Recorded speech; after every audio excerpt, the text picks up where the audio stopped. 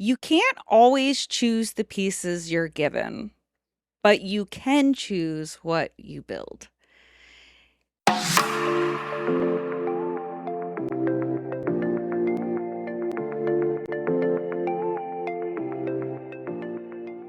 Hey, friends, welcome back. This is Tiffany, your host of True Crime Connections, and joining me today is Cheryl Hauk.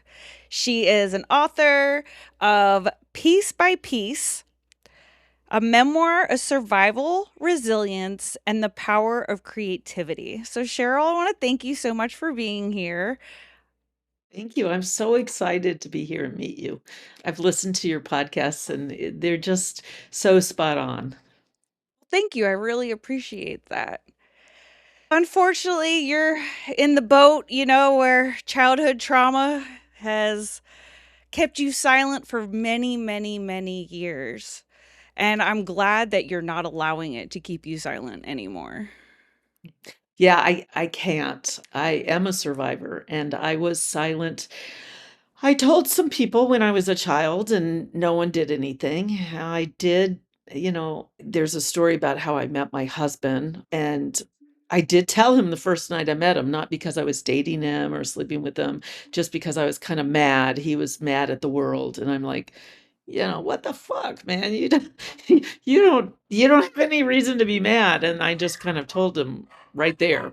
But it was the kind of thing that I just said, listen, I was sexually abused by my dad, and that was the end.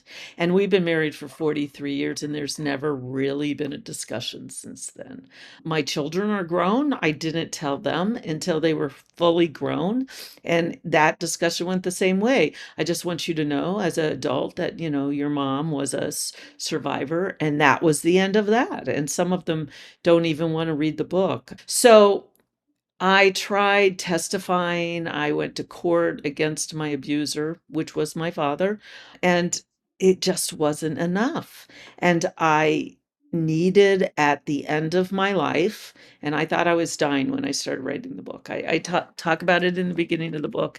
I had all these lung nodules, and University of Michigan pretty much said, "Oh, you're going to die in 6 months. You must have fast lung cancer." Of course, they kind of said that before they did all the PET scans and things they needed to do.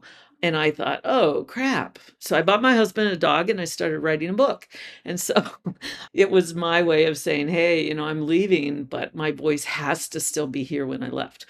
6 weeks later, they told me I had something different, or they didn't really know what I had, but I'm stuck with the dog and I wrote the finishing of the book. So that's kind of I've got to have that voice. I'm 63, and there's not enough of us. There's you and some of your other uh guests, but there are not enough of us that are saying to the world, this is a no-brainer, guys. Why aren't you changing laws? Why aren't you saving children? It's financially breaking our communities with medical bills and mental health bills.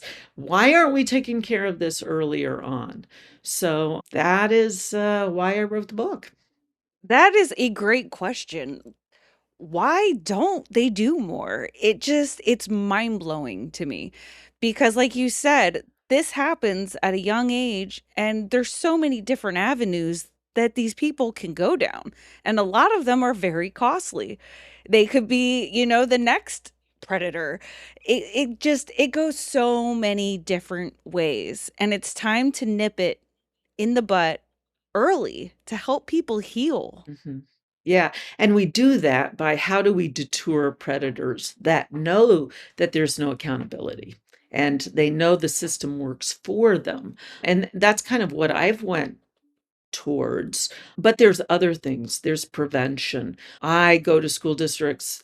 I was a music educator for 41 years, and I never said anything to my school district until I turned 50 and went to court. But it wasn't something I got on top of a hill and yelled and said, we have to stop this. But recently, as a retired teacher, I went back and said, listen, we need mandatory reporting education on what teachers should look for. We need parent fairs. And they said, deferred it to other places. So why is that happening? Why is when I go and think, oh, I'm going to testify in front of legislatures, I have documentation, I have this situation, it's financially better for them to pass the laws that help, and they don't. It took 10 years to pass a law that was a compromise. It wasn't even the law that me and fellow women in the legislation in the state I come from, which is Hawaii, got any kind of law passed. And honestly, when I went into it, I thought this is a no-brainer. This is a no-brainer. No one wants their wife or their children or no one wants their kids abused, but that is not really the reality of it. Unfortunately, no. I mean, half of the politicians and lawmakers are probably in the Epstein files. So, Yeah, so we could talk about right now. I mean, I wrote this book and look at what's happening with the Epstein file. That was totally fate. That wasn't something I planned at all. It just all came together at the same time. But one of the things I think people don't talk about with the Epstein files is the accountability that these survivors who are trying to go to the Senate and testify, they don't have accountability. Those statutes of limitations are up. And those people know that. I mean, we know that some of the people who have had to step down from their high places, if they're charged in other countries, they're not being charged for pedophilia. What they're being charged for is other business things, kind of like Al Capone, right? Al Capone, we know, did all kinds of crimes, but he was charged and went to jail for money laundering, not for all the other things.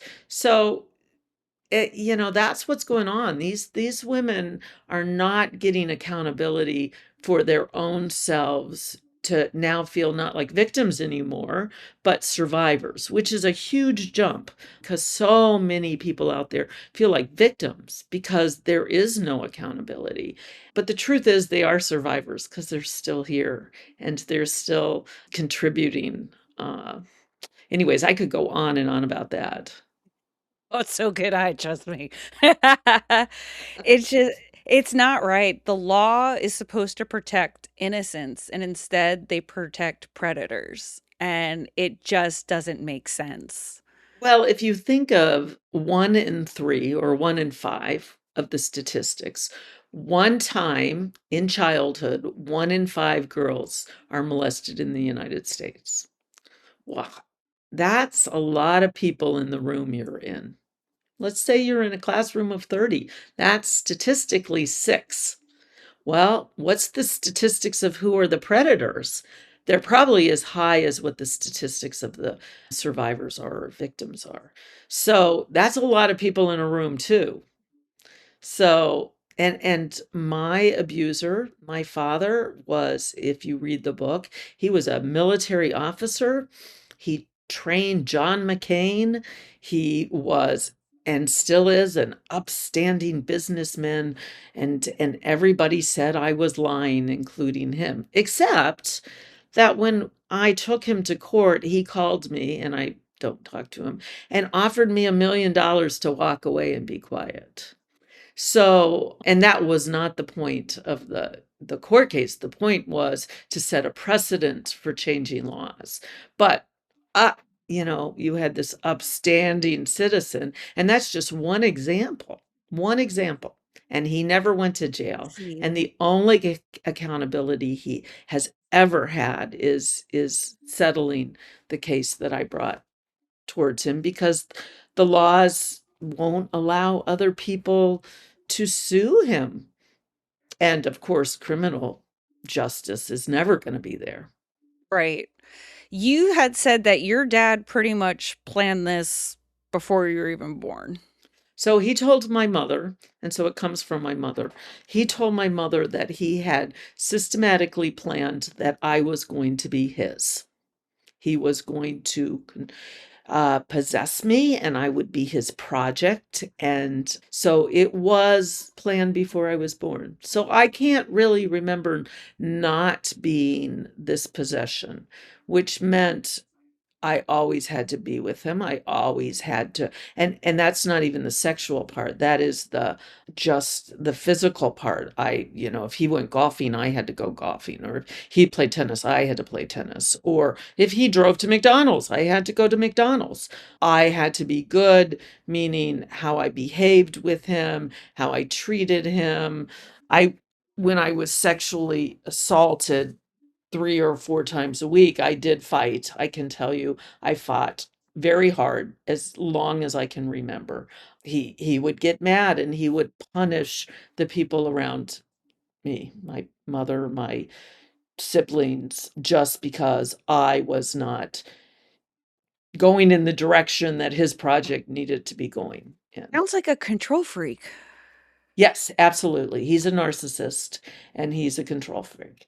Absolutely. And, he controlled a lot of people, but he was an intelligence officer trained at Annapolis. He was trained to do this. He's in John McCain's book, being given I don't know about giving credit, but giving credit because John McCain learned how to survive the POW camps that he was in Vietnam.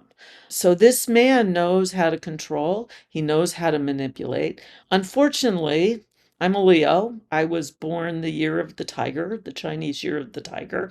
And I kind of joke about it in the book that he probably should have looked at my horoscope before he chose me as the project. I love Um, that.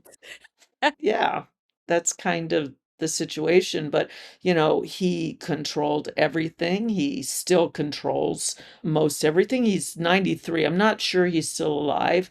I don't have much to do with him, but I have the I haven't heard that he's passed, so he's still controlling his world. And he's not a very nice guy besides all of that. He hid his money, he manipulated people in business. He left his first 2 children, abandoned them, and then I didn't even know I had a brother and sister till I was 22 years old, and my mother decided to tell me to get back at him. So, there was a lot going on besides just the sexual assault. And what we know, and I'll go back to this, is that when a child's brain is growing, the damage that trauma does is about 10 times more than the same kind of trauma as an adult. Because when you're adult, your brain is not growing, it's not developing. But you have this beautiful little brain that is, neurons are growing. And as an educator, I know how important it is when language is introduced, music is introduced, and when trauma is introduced, and it's a constant trauma, the more constant, the greater the trauma, the more the brain has a really difficult time surviving, and it just finds new ways to survive, and new pathways, just like when you're learning a language when you're 30, if you've not ever learned another language, it's really, really hard because those neurons never were made in your brain. But if you're listening to 2 or 3 different languages when you're between the ages of 3 and 9, the pathways in your brain are growing and learning. So it's much easier when you're adult. It's the same way when it comes to reading or it comes to math.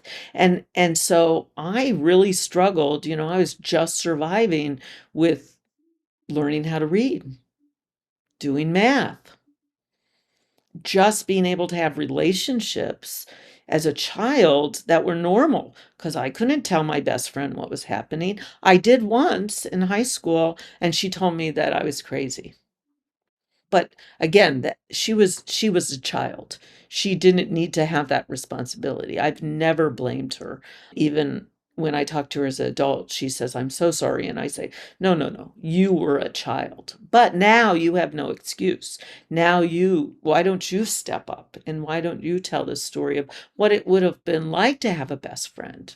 I have another friend whose mother heard when I was in high school incident. My father pulled me from a room, 100 people, and he was trying to fondle me in the other room. And I was begging for him not to do it. And this woman who was in my church, who was the mother of one of my close friends, heard it. And she went to the pastor and said, "Listen, this is going on.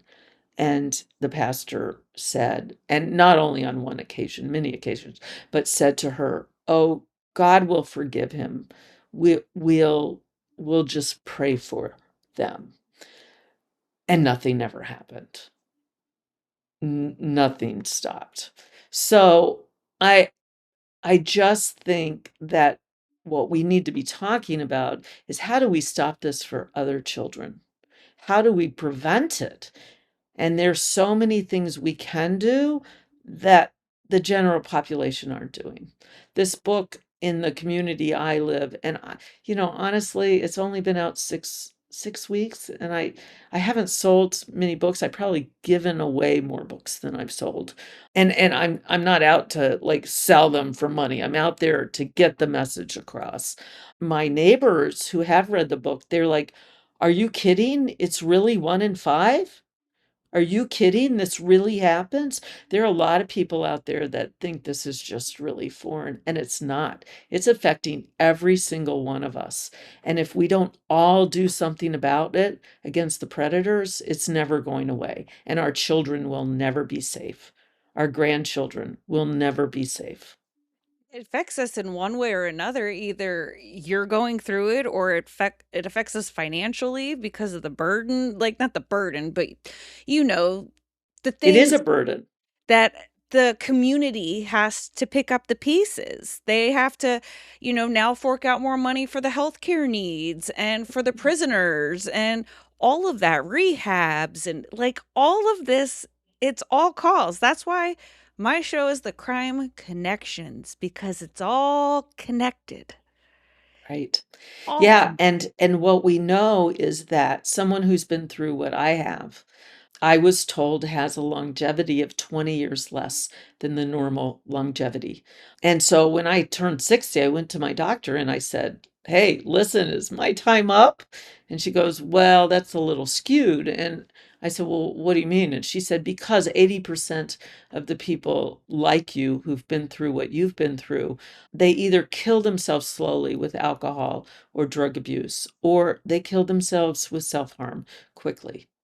And who does that leave? Does that leave the children and the spouses? Does that leave the medical bills of, kidney disease and heart disease and I've watched people die of alcoholism, and it's costly and it's painful, and it's that way not just for that person, but for all of the people that love them. So the connections do affect everyone. And I think that's the biggest message of all, is that people can't keep their eyes shut anymore. They have to acknowledge it and help us do something about it so that it isn't so damaging. And it's been damaging for thousands of years.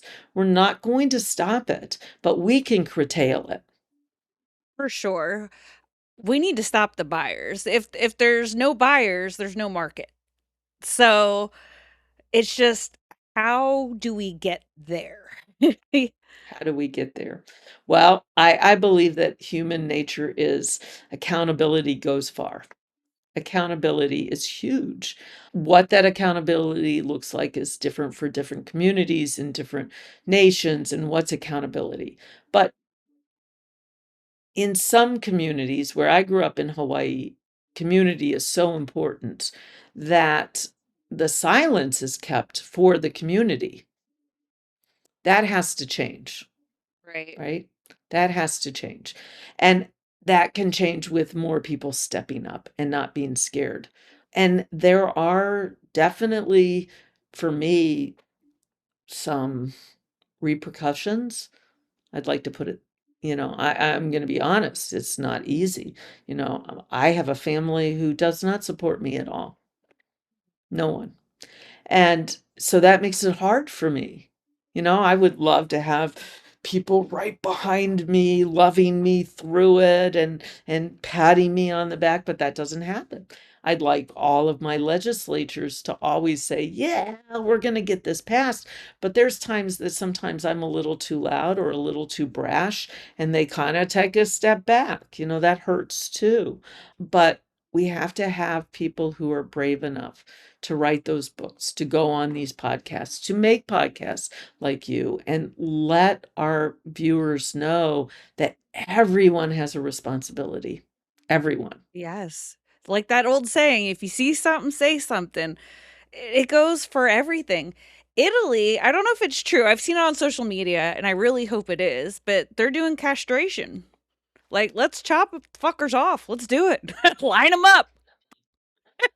I don't know if that's true or not, but boy, I like my vengeance, but But just think that now that's a deterrent. yeah, that is a deterrent. So, Right? there are some other things. I mean, I'm a liberal with really humane understanding, but letting pedophiles only have 15 months of accountability after they're victims, that's not accountability. That's No. not There should be no statute of limitations in the United States of America. Period. 100%. 100%. Period. I was thinking about that earlier. There shouldn't be any, and that's what you're fighting against now, right? Yeah. So, we did make a retroactive statute of limitations for civil suits for people abused after July 1st, 2024. But anybody before can't sue anyone. And part of that reasoning is that it will bankrupt schools, religious institutions, governments. You've got child protective services who aren't protecting. It will bankrupt things, but there has to be some accountability. There has to be, because whatever we've been doing isn't working. It's not working. It's definitely not working at all. We have this registry that you can go on. And I mean, if you go on a registry in the state I live, there are dots everywhere. And they are in my neighborhood and my grandchildren's neighborhood. They're everywhere. Mm. But they're general. I mean, you have to click on every button to see if it was a 17-year-old who had a 16-year-old girlfriend, or it was really someone who had a 5-year-old who was taking explicit pictures and abusing their neighbor. Well, I feel like there has to be levels. Like, if you are, like you said, 17-year-old kid dating a 16-year-old, I'm sorry. That is not the same. That is not the same. No, it's And that not. shouldn't even be classified as that. Yeah. So it is in some states, if you have a 17 or 18-year-old boy and they have sex with their 16 or 15-year-old girlfriend, and the girlfriend's parents want to sue and put him in jail, they can do it. They can go to court. A lot of more effort is put into that than it is putting into children who are sexually abused by fathers and uncles and grandfathers and by coaches. We're getting a little bit more accountability, a little bit more visible, but not to the extent it needs to be. The government definitely picks and chooses who they're gonna put out there. We're like, all right, we got 5 of them. We're gonna put out Tom and Jim. Everyone else, we'll put them away for a couple more years. Let's not Well, talk about them yet. It's like, and how powerful. Who's the powerful ones who get the really good lawyers, right? If they even have a day in court, right? How much right? money do I have that my court battle went on for 5 years. Wow. 2 judges, 2 3 different lawyers, and it was trying to run itself out and see if I would just give up. Trying to waste all Um, your money so you walk away. yeah, or humiliate me, or, how much time can we spend? I went to court in Hawaii, where I go, it takes about, for a straight flight, 9 hours, and it's not cheap to go from where I live to back to the state. And, it's Hawaii, it's paradise. Yeah, okay. So I for 5 years had to go back and forth and back and forth, and the judge finally figured, well, she's not going to come. So one day there was a court hearing, and I showed up, and the court bailiff said, "Oh, we didn't think you'd be here." And the judge never even came out of chambers. Stop it. My father, who represented himself because he wasn't going to pay a lawyer, because Narcissist of the move. rules, got to go back into the chambers of the judge and spend 20 private minutes with the chamber of the judge. Oh, that just made my stomach turn. What in the actual hell is that? Yeah. So, it's not just black and white. It's really can be horrible. So, yeah, I Looking don't wish it back, on anybody else. well, I get that. But like looking back at it now, would you have done anything differently? Say somebody is going through this. What do you tell them? What would you have I done differently? I would have reached out and tried to find other survivors to support me. That's what I would have done different.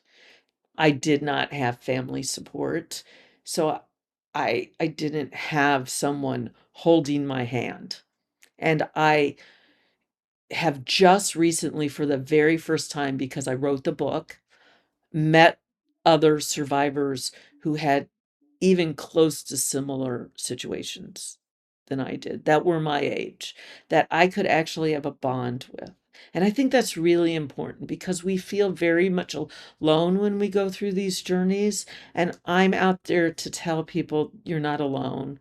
You're not. Even if it's just me holding your hand. And I'm not a professional psychologist or anything, but the importance to know that you're not the only one who's gone through this and that we can support each other is really important. I know that since my book has come out, of course it's only been a little while, but women I've known for many, many years, and I'm in my 60s, so people I'm around are in their 70s, even 80s, older women have come up to me and just said, "I've never told anybody, but I was abused," and then just walk away. And it's the first time they've ever told anybody. So I think that's really important that survivors come together and support each other. Feel safe. Yeah, because there is no other place to feel safe. I'd like to say there is, but we can't depend on those relationships because honestly, we don't know how to make relationships. Yeah. So, and I've been married for 42 years. I've had a long relationship with my husband, but there's been a lot of rocky road and it might have been a lot easier if I'd had some role modeling of what good relationships needed to look like. I get that. When you're in chaos or, when you're treated one way, it seems normal. Like, that's just normal. You don't look at it and be like, "Wait a minute, I don't think there's something right." You're like, "I'm used to this. This is like my everyday." Right. And for me, I was just surviving for so long. Just day to day, departmentalizing everything I did, working on my career and my children, making sure my children were safe, my students were safe. I was literally just trying to live a normal life for so long. And that just was a day to day. It took me until just recently, and I'm old, 60, to really go through a day without just surviving. Well, you look amazing, first of all, so give yourself some credit. Well, I have to tell you about that. So, a lot of people go, "Well, why don't you have more wrinkles?" So, I did find out that cortisol, and I have cortisol like 90% rushing through my body all the time, my whole life, because it was from the time I was a little one. Cortisol actually helps you with the wrinkles. It's the only good thing.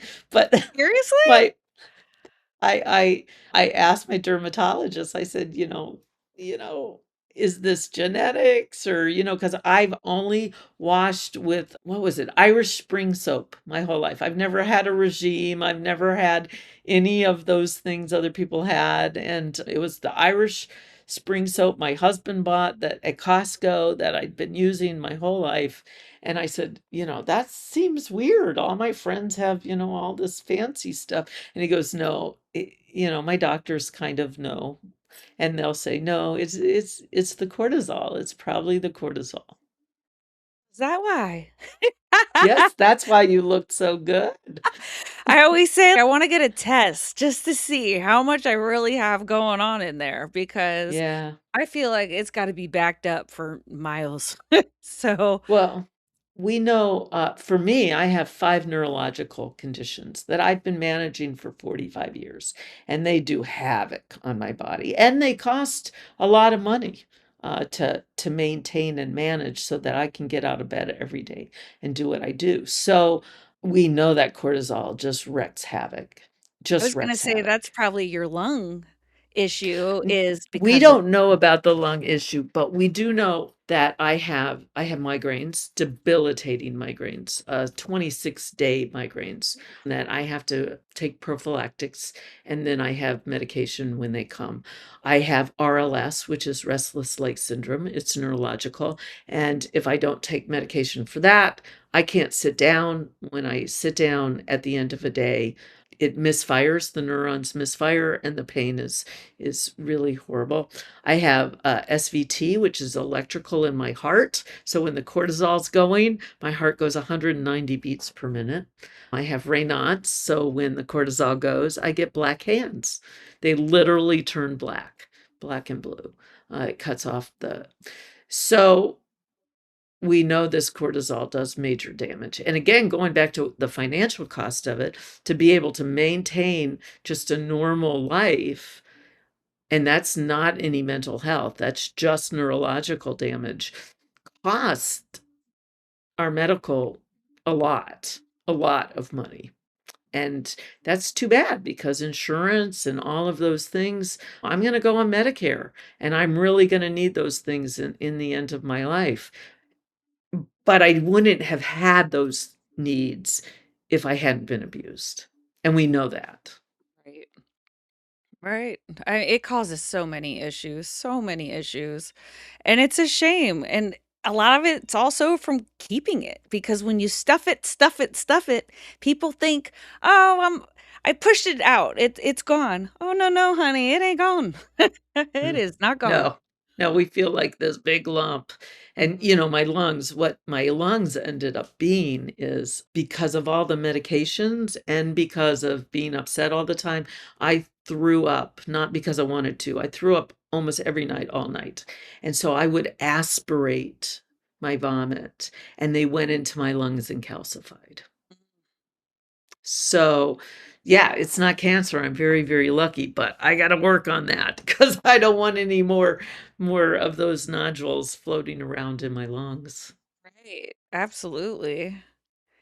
So, Can I ask you, how did this affect your relationship with your mother?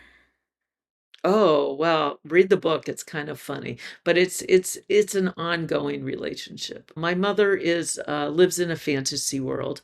She still does, and she's very Christian, conservative based. So everything is God's will. Everything is, she's looking forward to at 89 being in heaven with God.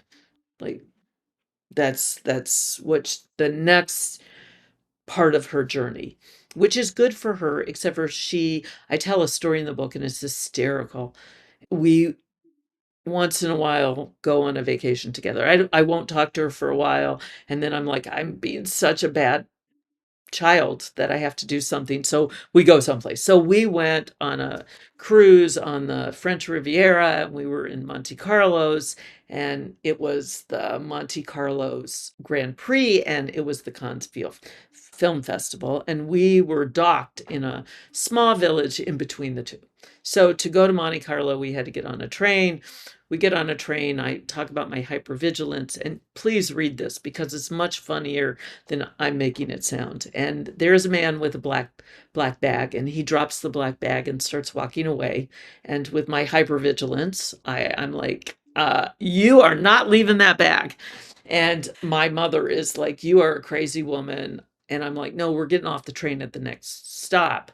And it is a funny story. It ends up to be funny, also very serious. But in the end, we're sitting there, and she finally leans over and says, not that she's going to get off the train because of the black bag, because I'm crazy, but because she has to go to the bathroom. So the the trade master, opens the door and she goes running for the bathroom. I'm thinking, we have not blown up here. And my mother, all she can do is run to the bathroom. So she lives in this world that when the book came out, she says, let's go to Iceland. And I have to tell you, my mother is 89 and she runs up mountains. I'm not kidding. She runs up mountains at 89 years old. She does not stop. And she's like, let's go to Iceland. And I'm like, well, Mom, you might not want to after you read the book. And she goes, oh, I'll be fine. Let's go to Iceland. I said, Mom, let the book be released and read the book, and then we'll talk about it. We go take a trip. So the book is released, and I finally text her and I said, well, we have to sign up for Iceland if we're going to go. Have you read the book? And she says, no, you told me not to read the book. And I'm like, I didn't tell you not to read the book. So that's kind of the relationship with my mother. I have sparingly kept a relationship with my mother. It has been difficult. And since this is a podcast that talks about sexual abuse, when my mother biblically could leave my father, she did it because he had had an affair with me. So that is very, very difficult for me because I was an abused child And and she should have left because this man abused her children. right. So, yeah, that's still out for a judgment. I get that. Yeah, that's crazy to even, like, flip it in her mind like that, that Yes. it was an affair, Yes. like, no, no. An affair means 2 No. people who are willing. Yeah. Well, and I have to say this to survivors, I was never willing, so I don't carry guilt. But there are a lot of adults that do carry that guilt of childhood because they didn't know anything different and they were trying to survive. And they feel guilty that they let it happen.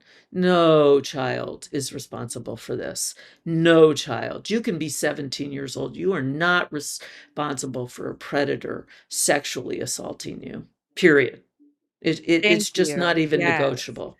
I had a It's not conversation negotiable. with somebody at work, and we were talking about the Epstein things, and she was like, "I knew what I was doing when I was 16," and then I'm like, "You were a child. Like, no, no, no. We're not putting blame on anybody but the predators."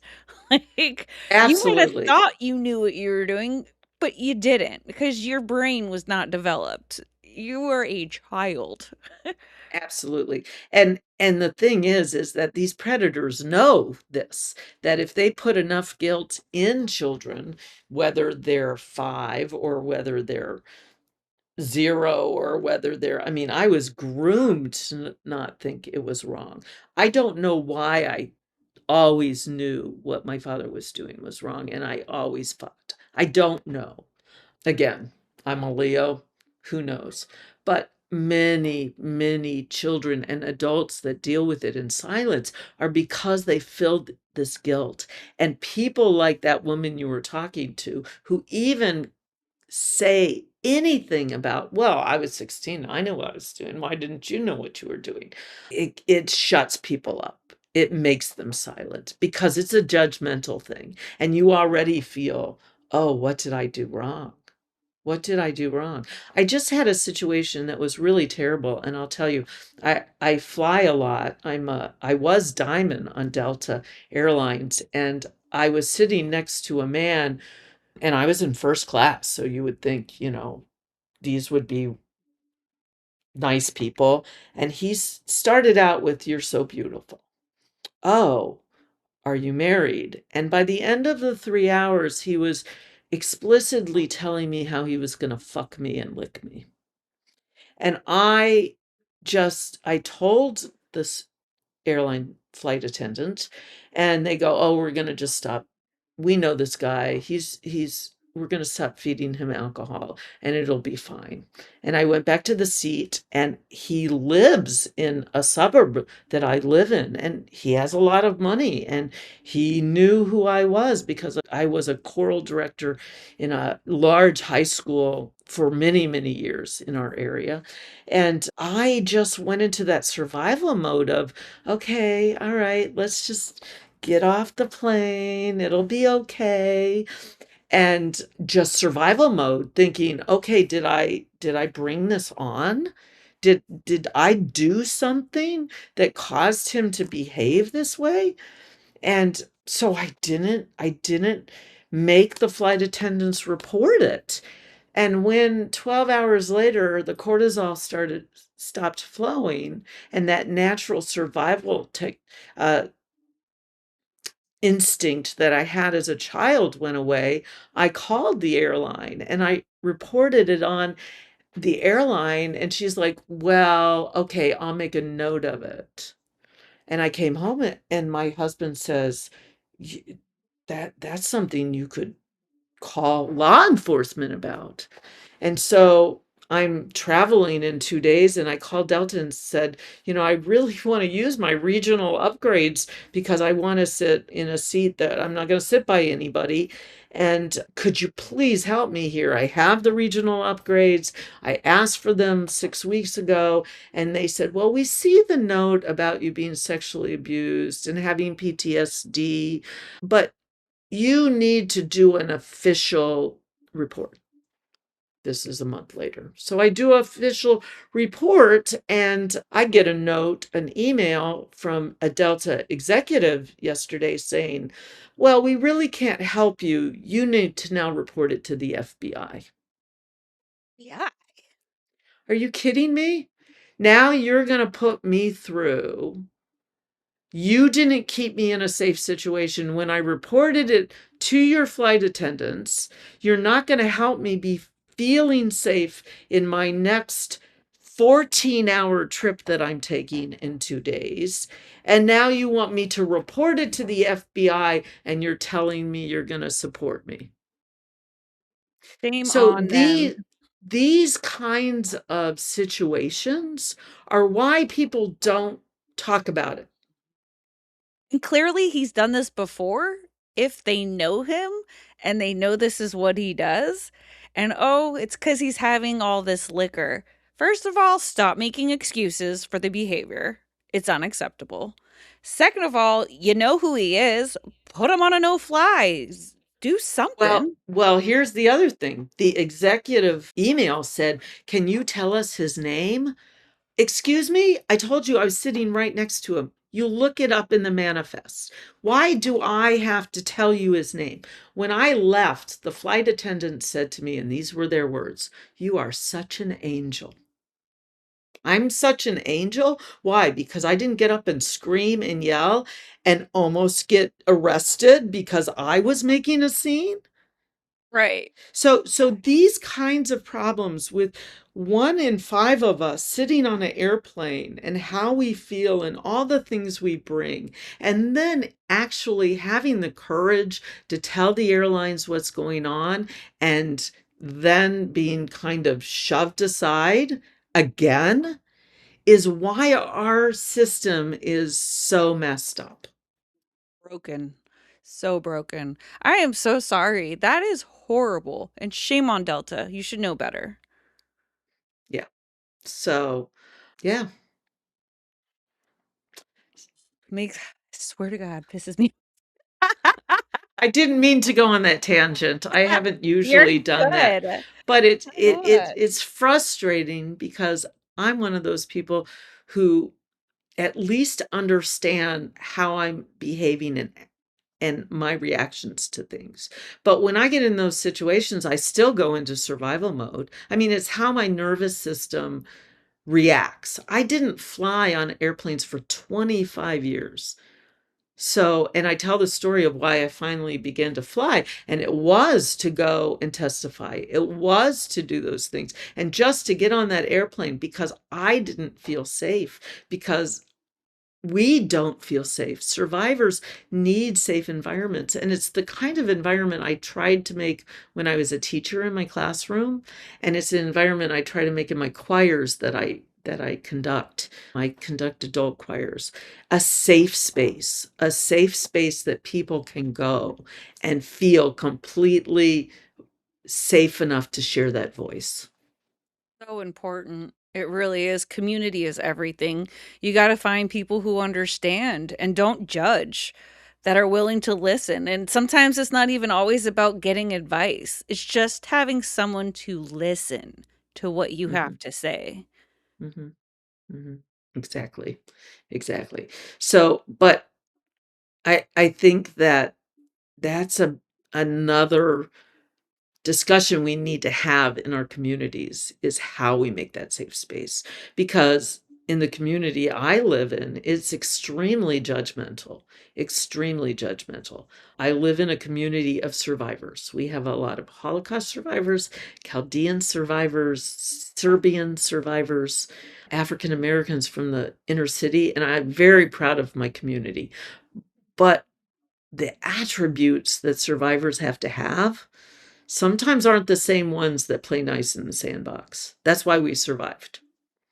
So, how do we make a safe communities for all of these survivors, a safe place for all of us?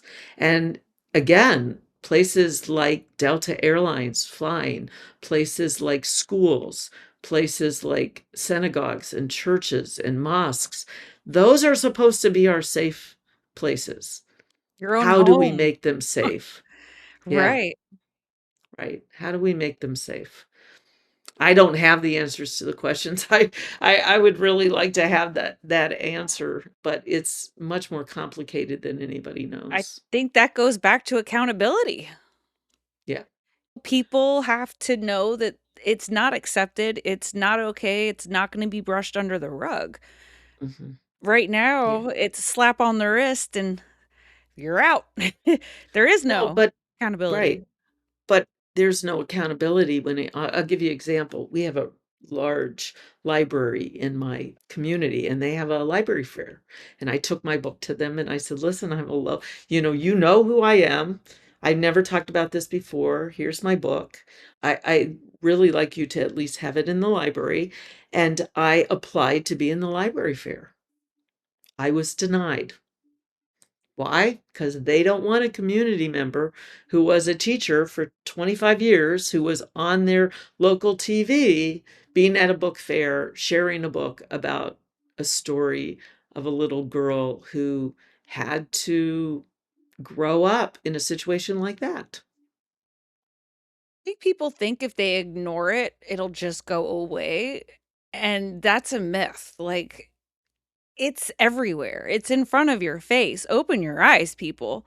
Like, it's time we start talking because silence only benefits the predator. That is it. Absolutely. Absolutely. Absolutely. Well, I love I that you're fighting for the statute of limitations because there should be none. So that is huge if that could go away because that's probably right. another thing they look at. And you said though it varies by state, It varies by state. Every state's different. There's a wonderful organization, if any of the listeners are interested in it, called Child USA. It's out at the University of Pennsylvania. And they do a lot of advocacy on these statute of limitations. They also have lots of documentation on what each state has and how we could change it in the United States as a whole. I mean, wouldn't it be great if the United States government, they have changed some laws during the Biden administration on federal land or over states. So trafficking if you take a child from one state to the other. But that doesn't protect the children in their homes, which is we know that 80% of children who are sexually abused in the United States, it's someone that's close to them. which It's is not a stranger. so sad. It is. And like sometimes you wonder, were these predators victims themselves? Did you not get the help that you needed when it happened to you because clearly you know how it affected you. Mhm. So the fact that you're now gonna do it to other people, like, you're not gonna take that into account? Look at what happened to you. Like, why are we keeping this cycle going? Well, I think generational trauma, whatever it is, whether it's sexually or it's being physically beaten, which I was also physically beaten, or even psychologically manipulated, those are generational things. And it is really hard to break generational trauma. I broke As it, mine. The cycle ended right here, and I refuse to do it that's to my awesome. son. I That's broke. awesome. Done.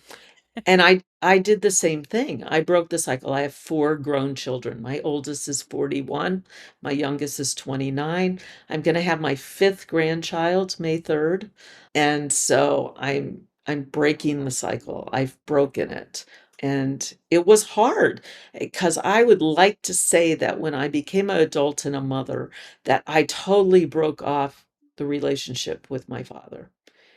But it wasn't that easy. The sexual part did. You'll read about a baseball bat and a whole bunch of things, but Yeah. I still had him in my life when my first child was born, and I eventually did. I broke off, like, never talked to him again. But it wasn't that easy. It's hard. It's hard because it's your family and it's confusing. And more than anything, we all want to be safe in our family. And by breaking off those relationships and setting those boundaries, we no longer have the family we'd always at least wished for.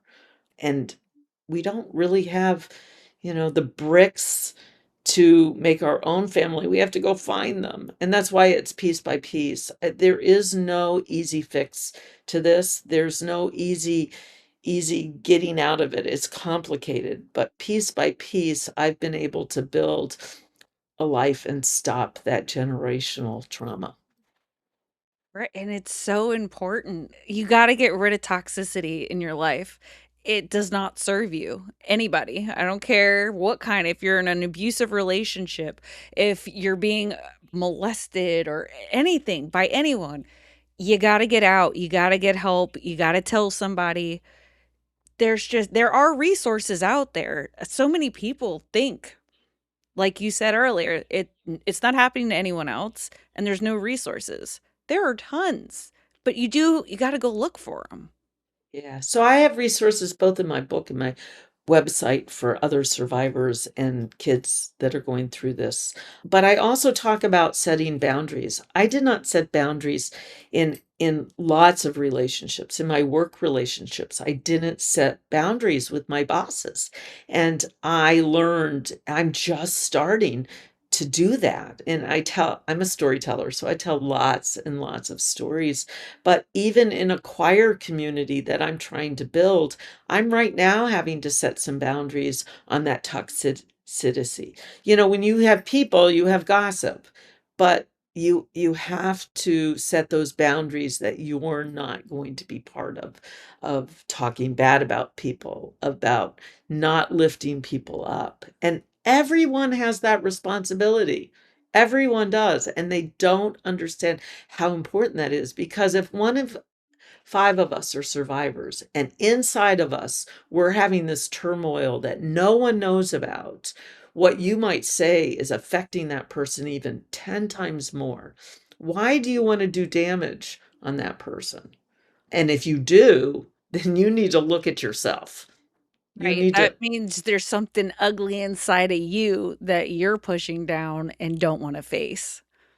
Right. Exactly. Exactly. So setting those boundaries is something that I'm learning now.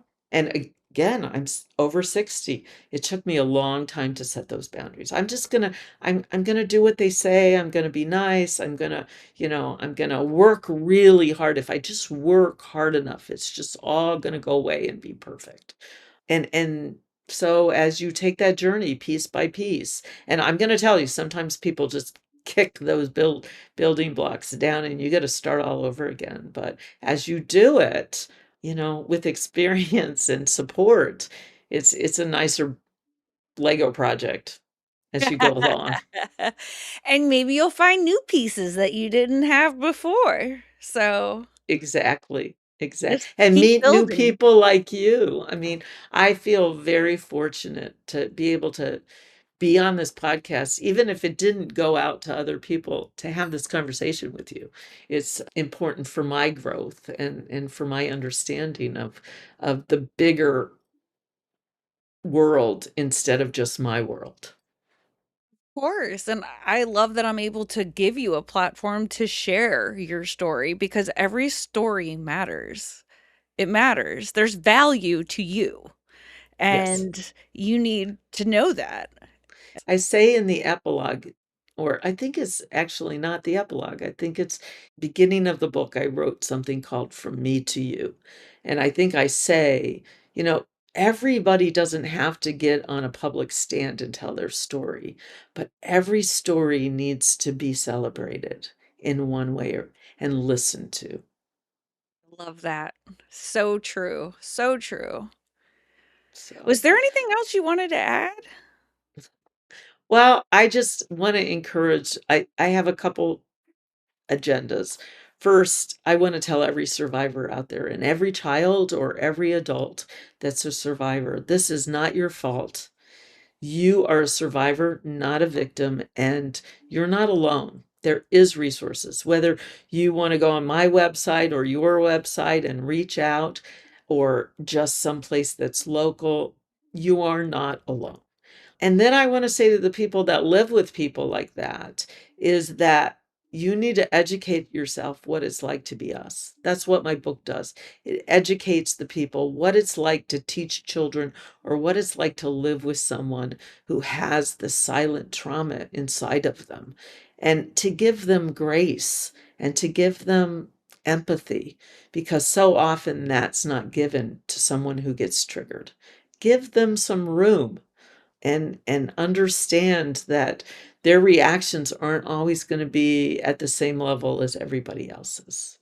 And to say to the wider world, you need to help us. We're fighting for your children. We're fighting for your wives and your husbands and for your boyfriends and the people you love all around you. And you need to help us fight because if you stay silent, we're never going to fix this problem. Right. Do it for your grandkids because this is the world that we're trying to build for them. A Absolutely. safer world than what we have right now. Absolutely. Yes.